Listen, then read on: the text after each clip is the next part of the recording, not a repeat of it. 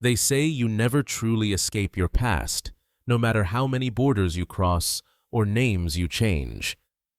Even now, sitting alone in a cramped Arizona apartment, far from the violence of Cuernavaca, I can feel it like the taste of metal at the back of my tongue, the sharp edge of memory never dulled by time.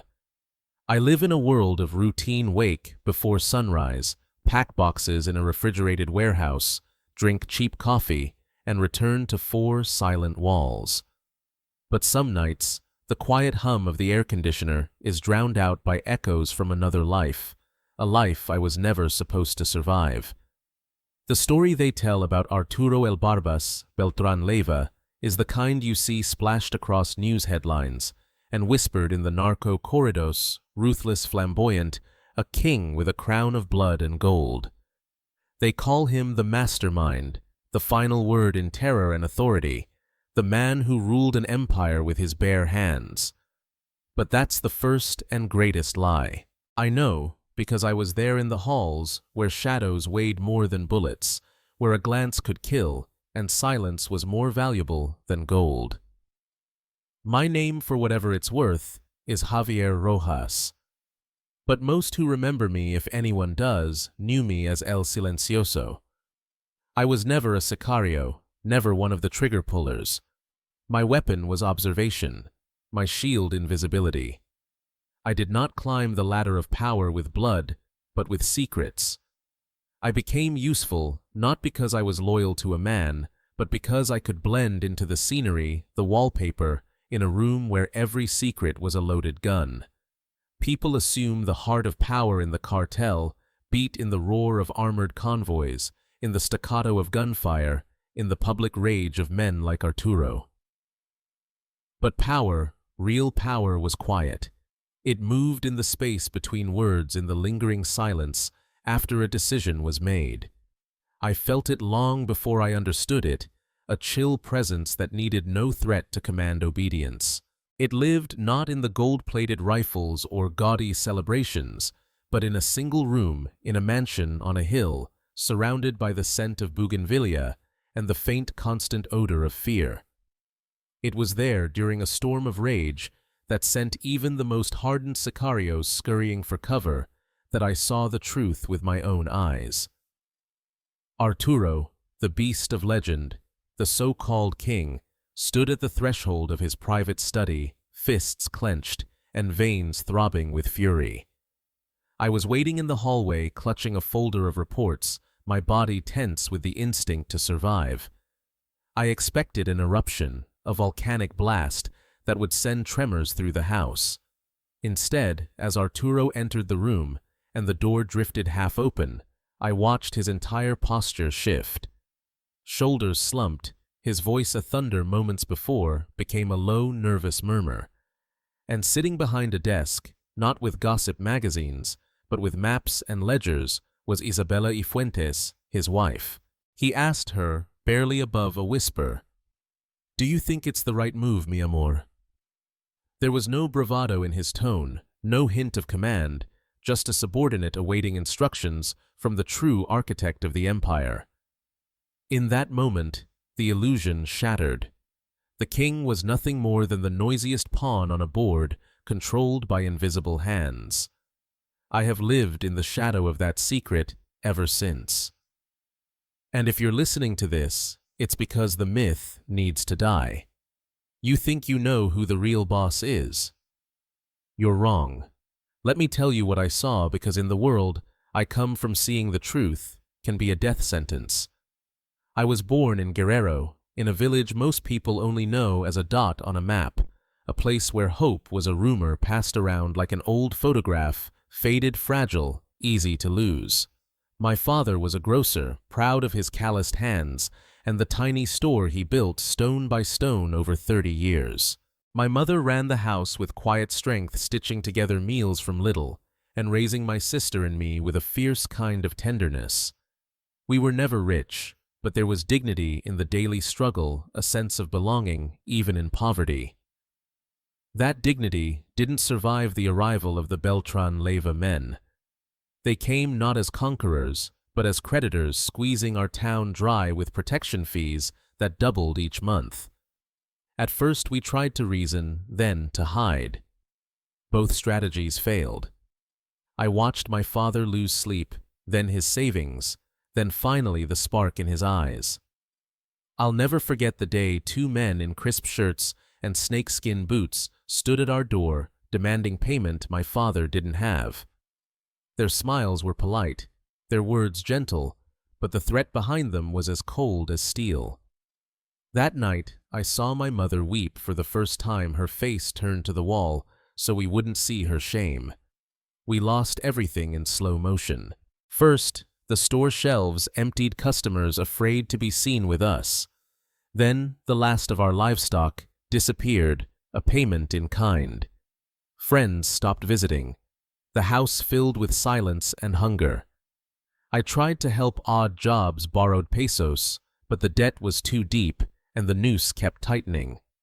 My father stopped speaking, moving like a ghost through rooms that echoed with memories of better days. The sense of helplessness was suffocating, a daily humiliation that pressed in from every direction. I wasn't drawn to the cartel by greed or fascination with violence. There was no romance to it. It was despair, plain, sharp-edged, and absolute. I saw my parents breaking beneath a weight they didn't deserve. I heard my little sister whisper her prayers at night, asking for mercy from gods who didn't listen. The world of honest work and fair rules had abandoned us. Only one system remained, and it was built on fear. In that world, survival was a currency, and my family's only chance depended on what I was willing to do. I spent nights wandering the outskirts of town, rehearsing impossible choices. Sometimes I fantasized about running away, but the debts would follow. Other times I imagined fighting back, but I knew how quickly rebels disappeared in Guerrero. The only path left was to surrender, to offer myself as tribute, not as a fighter, but as someone who could be useful. I remembered the way I'd always watched from the edges, the skill I had for noticing what others missed, for keeping quiet, for becoming invisible. The decision crystallized on a morning so ordinary it should have meant nothing. My father sat at the table, staring into a chipped mug, his hands shaking as he tried to write another plea for mercy. My mother's eyes were red, but her voice was empty. I couldn't watch them be destroyed piece by piece. If the monster was going to devour my family, maybe I could crawl into its belly and learn to survive. That afternoon, I found my way to the house of an operator whose name everyone in town whispered, but no one dared to say aloud. I knocked on the door with hands that trembled, introduced myself as the son of no one important, and offered the only thing I had left my capacity to see and hear without being seen or heard. I didn't ask for money, for power, for revenge. I asked for a chance to make myself useful enough that the cartel might spare my family. The operator looked me over, his eyes as hard as river stones, then nodded once. "We don't need more gunmen," he said, "but maybe you'll be good for something else." In that moment, I stepped across an invisible line, leaving behind whatever innocence I had. I was no longer a son, a brother, a boy from Guerrero. I was an asset waiting to be shaped. The first days are a blur of new rules and old fears. I was not welcomed, not truly, more like tolerated, an unknown variable to be measured and watched. They called me the quiet one from the beginning, partly as a joke, partly as a warning. My job was simple, or so it seemed: observe, remember, and never draw attention. The real test, I would come to learn, was not surviving violence, but surviving silence. The man who brought me in was named Don Lucio, a mid-level operator with a reputation for never raising his voice, only his eyebrow. His house, hidden behind tall iron gates and a wall of jasmine, felt more like an office than a home. I sat across from him at a worn wooden table as he explained what he expected from me. "We have enough men who think with their fists," he said, sliding a cheap spiral notebook toward me. "I need someone who notices, who comes and goes, who listens before he speaks. You do that, and you might live to see your family again. My first assignment was as unglamorous as it was vital. Keep track of who visited which houses, who lingered in the cantinas too long, which faces appeared at the Sunday market without warning. Most people in the organization dismissed these tasks as busy work for newcomers, but Don Lucio watched my reports with a cold kind of curiosity. "Don't embellish," he warned me. "Just the facts. Lies get people killed, even quiet lies." It was my first lesson in the cartel's logic. Information was power, and mistakes were fatal. At first, I clung to the edges of every room, eyes down, ears open. The men around me swaggered, boasting about jobs and scores I could barely understand. The true violence of the cartel, the casual talk of torture and executions, turned my stomach, but I forced myself to listen, to record, to never react. I learned quickly that showing fear was more dangerous than showing disrespect. If you couldn't hide your nerves, you'd never be trusted with real secrets. It was during one of those endless afternoons, a heat wave suffocating the city, the air thick with the scent of sweat and fried meat, that I witnessed my first real display of power. A rival courier had been caught skimming product. The punishment was public and swift, a warning painted in blood for anyone thinking of betrayal. I watched from the back of the room as the man was dragged in his pleas, ignored his fate, sealed before a word was spoken. The men laughed, some turned away in boredom, but Don Lucio watched me, not the spectacle. When it was over, he said, "That's what happens to those who think they're invisible. Make sure you're invisible in the right way." Fear became my companion, but so did a strange exhilaration. I found that I could blend in, that people forgot I was there if I didn't speak, didn't move, just listened. I wrote every detail in my notebook each night: who had a new car, who was late, who glanced at the wrong woman. The rhythm of criminal life became a strange kind of comfort. I told myself it was for my family. I told myself I was still outside the real violence. But with every assignment completed, every risk, survived, the boundary between who I was and who they wanted me to be grew thinner. It wasn't long before I was summoned to a gathering at a mansion on the outskirts of Cuernavaca, a gathering where the rules would change. I remember the moment as if it were carved into my memory, stepping into a room heavy with cigar smoke and the scent of expensive liquor, my heart pounding, my mind racing with every possible way I could fail. But all Don Lucio said was, "Sit, watch, learn." And so I did. In that house among men who ruled with fear and gold, I took my first real step into the world that would consume me. It was the beginning of an education I never asked for, but one I would come to master far too well. There is no ceremony for men like me, no oath spoken over candles or saints. In the Beltrán Leyva world, loyalty is tested in shadows, not sanctified in public. My initiation was neither a blessing nor a baptism. It was a trial by silence, a test of whether I could endure the weight of secrets and the chill of complicity without faltering.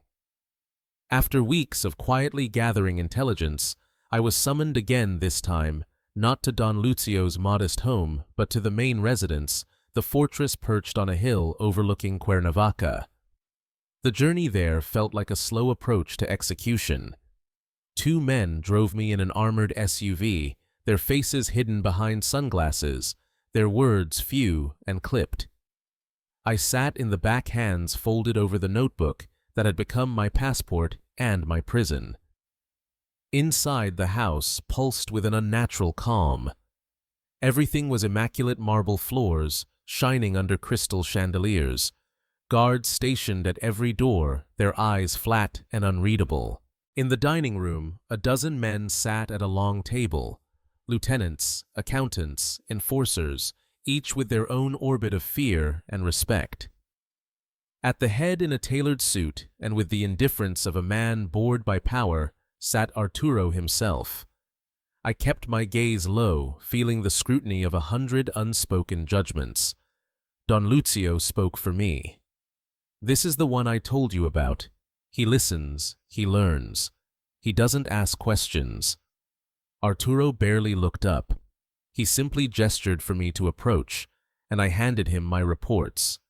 Neat, unembellished, the facts distilled to their coldest essence. "What do you want?" he asked, his voice gravelly with boredom and cocaine. I swallowed my answer, rehearsed 1,000 times to be useful, senor. For my family to be safe. The room was silent long enough for my pulse to drown out all other sound. Arturo nodded, waved me away, and that was that. No blood, no threats. Just an acknowledgement, and my trial had begun. The real initiation happened later that night. I was ordered to stay to observe how business is done. What followed was a lesson in the price of silence. A young courier had gone missing along with a shipment of precursors. The investigation was swift, the punishment swifter. In the courtyard beneath the indifferent gaze of stone angels, I watched as the accused was beaten and questioned, his cries muffled by the night air. I was told to record every detail: who spoke, who flinched, who turned away. The message was clear. Information wasn't just power, it was protection. But it was also a curse. When it was over, Don Lucio found me outside, shaking in the dark. "You think this is the worst it gets?" he asked almost kindly. "It's not. The only way you survive is by understanding what to forget." He pressed a new notebook into my hand. "Write what matters. Burn the rest." That night, as I sat alone in a room meant for servants, I realized that initiation was not about proving strength. It was about proving invisibility. My trial was not to stand out, but to disappear, to be the set of eyes no one noticed, the memory that could be erased at a moment's notice. From then on, my world became narrower, quieter, rules sharper, and more unforgiving. I learned the unwritten code. Speak only when asked. Trust no one. Above all, never let them see your fear. The cartel did not need my loyalty. It needed my silence. Every day, every task was another test, one I would keep passing, even as the cost grew heavier with every secret I was forced to carry. You learn quickly that violence is only the visible part of the machine. My work was not to pull the trigger, but to oil the gears to keep the machine running with observations, not bullets. Still, violence was always there, humming just below the surface, a threat and a promise. My early assignments were simple in theory, brutal in implication. I was tasked with documenting every deviation from routine: who lingered at the gate, who made calls at odd hours, which soldiers spent too much or drank too hard. It was a kind of accounting, but every mistake had mortal consequences. Don Lucio warned me, "Loyalty in this place is worth nothing unless it's proven every day. One wrong word can end a bloodline." At first, I made mistakes. I wrote too much, worried over every detail, second-guessed myself into sleepless nights. I'd pass my notes to Don Lucio, watching his eyes for approval, his mouth for the twitch that meant I had gone too far or not far enough. The pressure to be exact, to be invisible but indispensable, was suffocating. I thought of my family constantly. Every new scar of anxiety was another wall between me and the boy I had been. The first time my information was used to eliminate someone, it was surreal. I had noted a man's strange disappearances from meetings, his sudden spending spree. Days later, his body was found in a ditch outside of town, throat cut so cleanly that the autopsy report called it surgical. I told myself it was just coincidence, that I wasn't responsible. But the next time, when another man vanished after I noted his debts and divided loyalties, I could not hide from the truth. My words had become weapons. Fear became routine. I learned to ignore the screams in the courtyard at night, to tune out the whispered threats in the hallways. My world was reduced to lines in a notebook, and the ritual of burning pages I could not risk anyone else seeing. Yet as the weeks passed, a numbness set in, a thickening of the skin that I once thought belonged only to monsters. I told myself I was different, that I was saving my family, that I was not really part of the bloodshed. But I was. Each page, each observation was another brick in the wall between me and the life I had lost. My access grew. I was trusted to sit in on meetings I barely understood, to document not just men, but movements, shipments, payoffs, routes that snaked from the Pacific coast to the heart of the capital. I saw how information could destroy a man more efficiently than any bullet. I watched as men who had seemed untouchable one week became ghosts the next. Gradually, I stopped trembling. The nerves that once left my hands shaking at night dulled into a kind of clinical focus. I learned the value of silence, the necessity of forgetting the way danger could hide in a single raised eyebrow. I began to see the world, as Don Lucio did, a series of risks of assets and liabilities of patterns that could save or condemn. I became valuable. Men who once ignored me now watched me with the wary respect reserved for priests or executioners. They did not fear my strength. They feared what I knew and what I might say. It was power of a sort. It was also a sentence. As I climbed further into the organization's trust, I told myself this was as far as I would go. I was not like them. I was only here to survive. But the machine had other plans, and I was already deeper than I could admit even to myself. It's strange how power can creep up on you soft as dusk, until one day you wake up and realize you're standing at the center of the storm.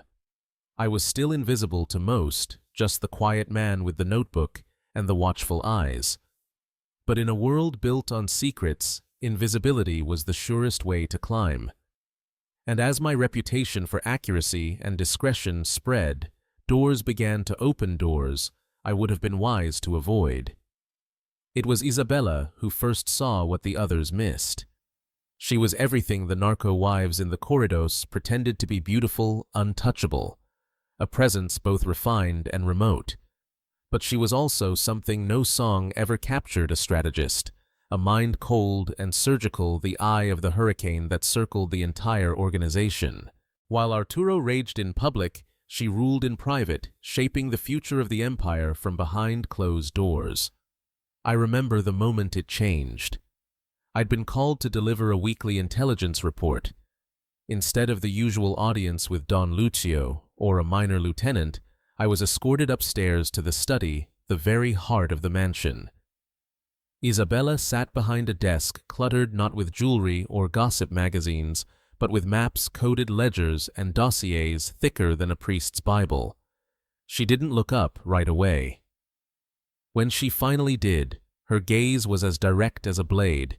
She asked questions no one else had ever asked, not just who or when, but why. Why did this man leave early? Why was this route suddenly unreliable? Why were there rumors of unrest in the port city? She wanted patterns, not just data. Her mind moved 3-4 steps ahead of everyone else. I answered carefully, measuring each word, aware that the smallest slip might be my undoing. For reasons I still cannot fully explain, she began to rely on me. I became her unofficial eyes and ears, a ghost inside the system, trusted to bring her problems before they turned into crises. Sometimes, she would send me to deliver information directly to Arturo, knowing full well he would believe the insight was my own. She used my silence as a conduit, feeding directives through me that shaped the empire without ever exposing her hand. The more she trusted me, the deeper I went. I began to see the organization not as a pyramid, but as a system of orbits. Arturo, the visible sun, hot and unstable, and Isabella, the hidden center of gravity. She resolved problems with leverage, not violence. A compromised official here, a threatened family member there, a debt paid at just the right moment. When violence was necessary, it was swift and surgical, never theatrical. Isabella's power was in her restraint, her ability to manipulate outcomes while letting others take the fall. With that trust came new responsibilities. I was tasked with monitoring high-level meetings, keeping a ledger of which lieutenants could be pressured and which ones might soon become liabilities. I watched as fortunes rose and fell on the strength of a single whispered rumor. I documented the slow corrosion of trust that spread every time a body was found in a ditch, the terror that loyalty meant nothing and everyone was replaceable.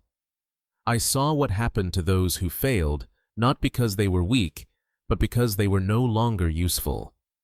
I understood finally that survival meant more than following orders.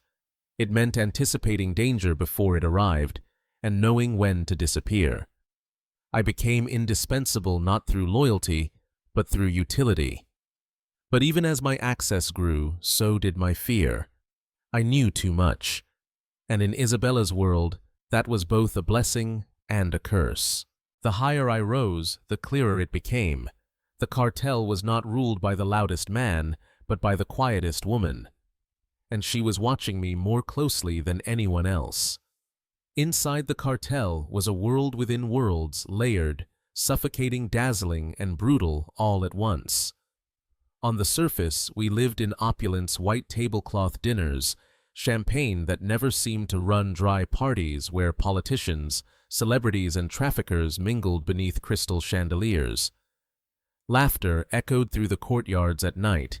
Music pulsed from hidden speakers, and the air was perfumed with money and danger.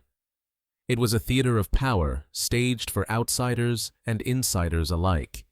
But beneath that glittering veneer, there was a different reality, a life governed by unwritten rules and ancient fears.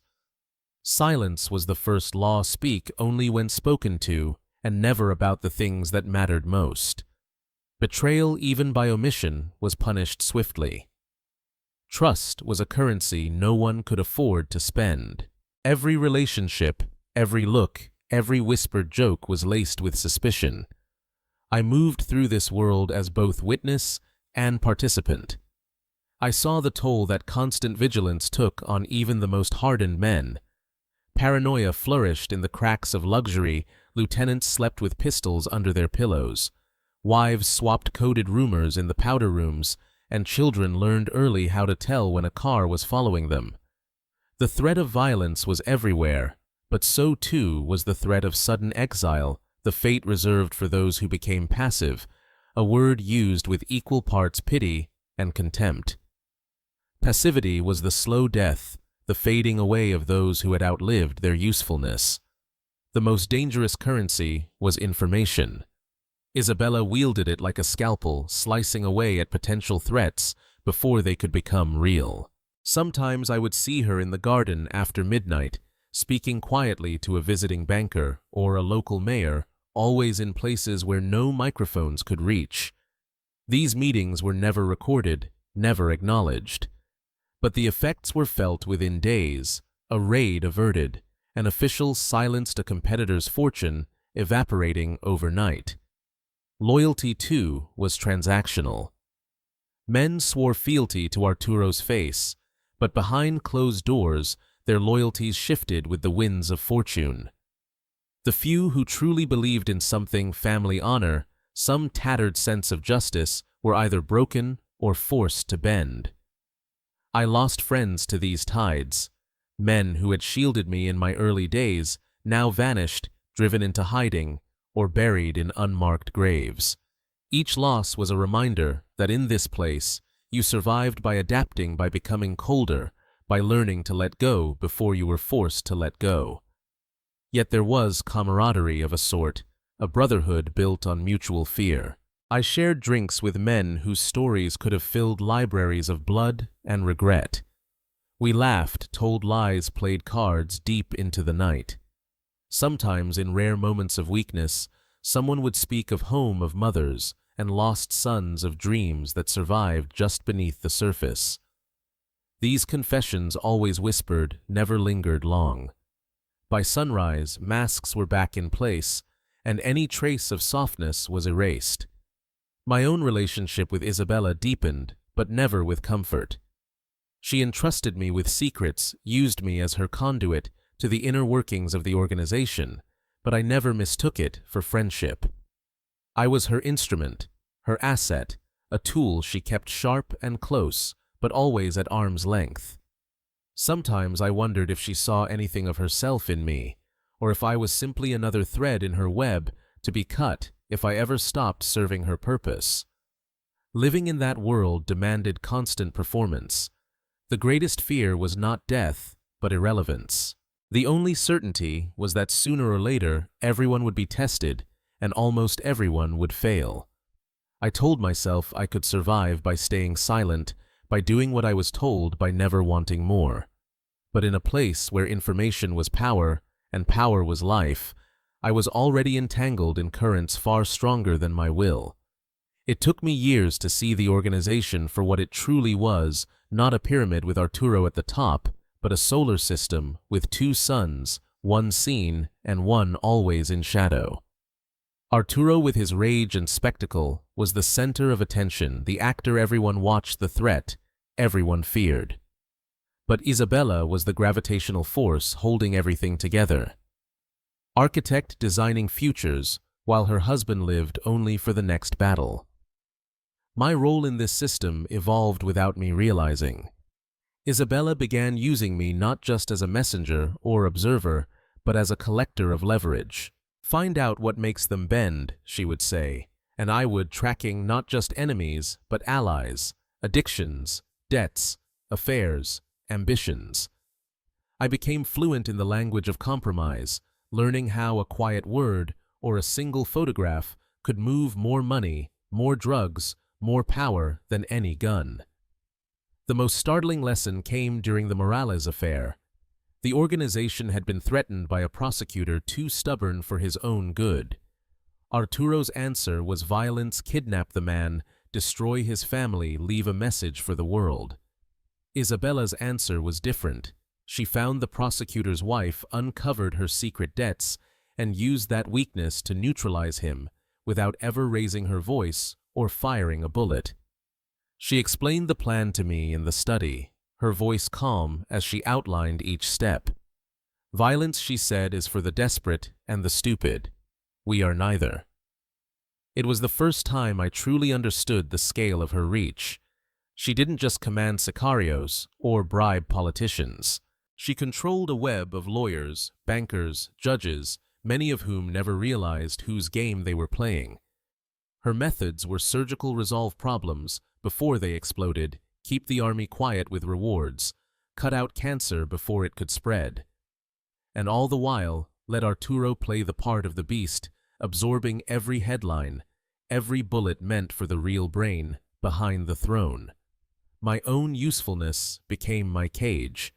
I watched Isabella manipulate the fates of men who imagined themselves untouchable. She orchestrated alliances with government officials, brokered deals with rival cartels, even laundered money through companies so legitimate that their owners never questioned the source of their fortune. I was the vessel for her instructions, the silent hand that delivered her will to the outer rings of the organization. One night, I overheard a conversation that changed everything. Arturo, increasingly paranoid, ranted about betrayal in the ranks, his voice echoing down the marble hallway. Isabella listened without emotion, then dismissed him with a wave. After he stormed off, she turned to me. "He's become a liability," she said. "Too noisy, too unpredictable. The investors are getting nervous." The words hung in the air, colder than any threat I had ever heard. It was a verdict not of passion, but of business. That was the twist I never saw coming. All my life I thought survival meant proving myself, climbing higher, becoming indispensable. But to Isabella, every asset was expendable, every pawn replaceable. Even the king could be removed if he threatened the board. I realized then that my greatest strength, my silence, my usefulness, was also the very thing that would guarantee my end when the time came. From that moment, I lived in a constant state of unease. Every meeting felt like a test, every conversation a possible prelude to exile or execution. Isabella's confidence in me was both my shield and my death sentence. I had become her tool for controlling the inner currents of the empire, but I was never anything more than a tool. The true conspiracy was not that a woman ran the cartel, but that everyone, including me, had played their roles so well for so long that no one dared question who was really moving the pieces. I understood too late that I was as trapped as any of the men I had helped destroy. There are no heroes in a system built on secrets, only survivors, and even survival is never guaranteed. The fall of an empire is never sudden.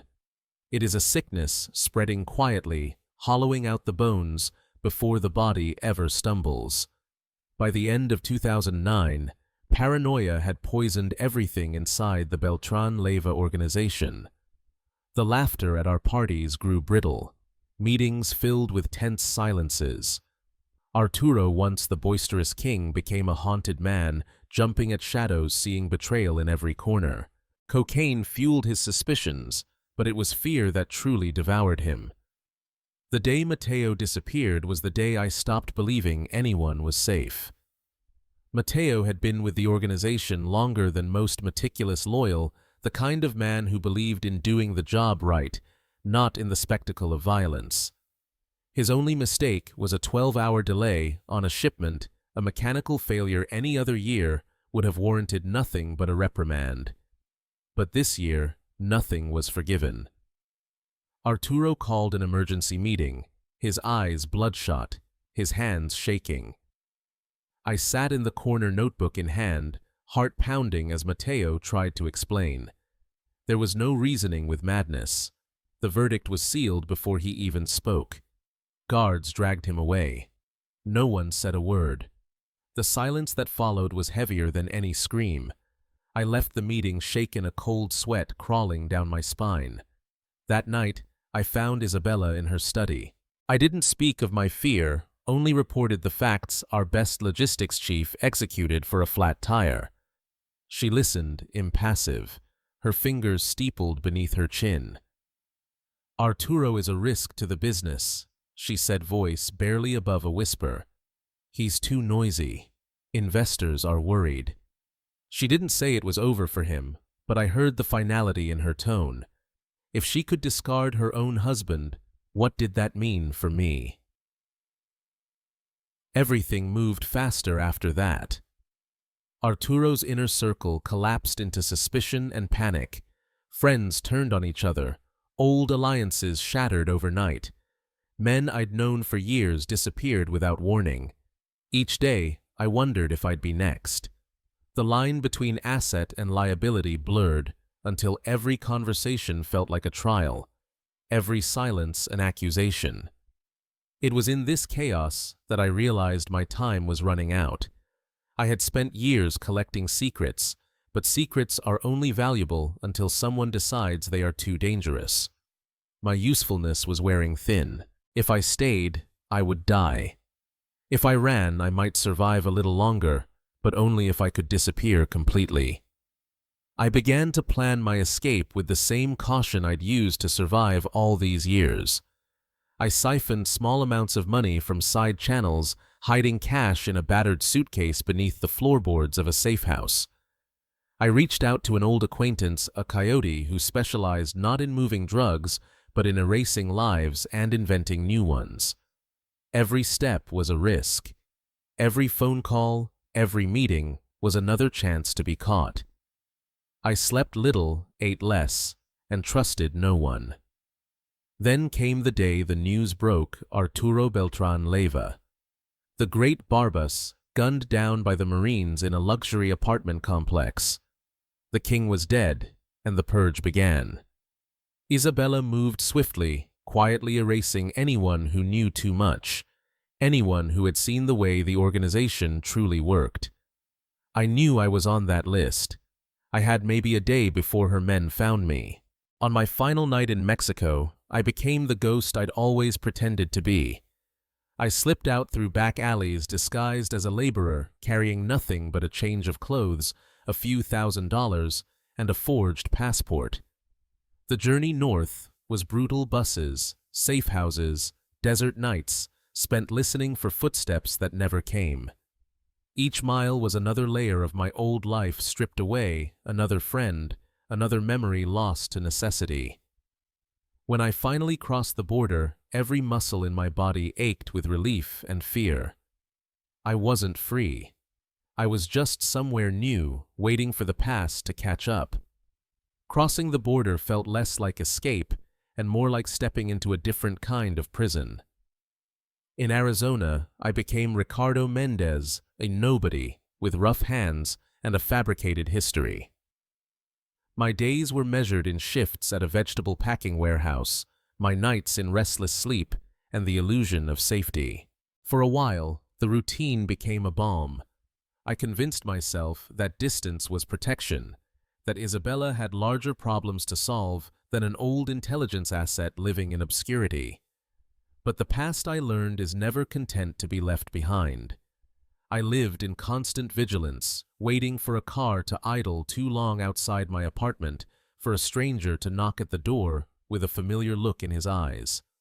Still, as months turned into years, the paranoia faded to a dull ache.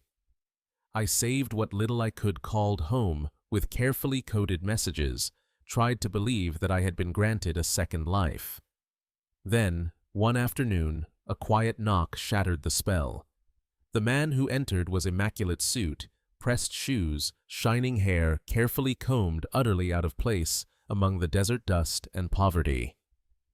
He spoke with the calm assurance of someone who had never once feared for his life. "Señor Rojas," he said, not a question, but a statement of fact. I didn't answer. I didn't need to. He smiled, almost kindly. "The lady sends her regards. She hopes you've enjoyed your vacation." There was no threat, no need for one. Everything I feared was true. My disappearance had never fooled her.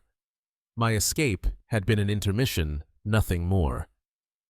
He handed me a heavy envelope inside a new passport plane, tickets to Zurich, and instructions as clear as they were final.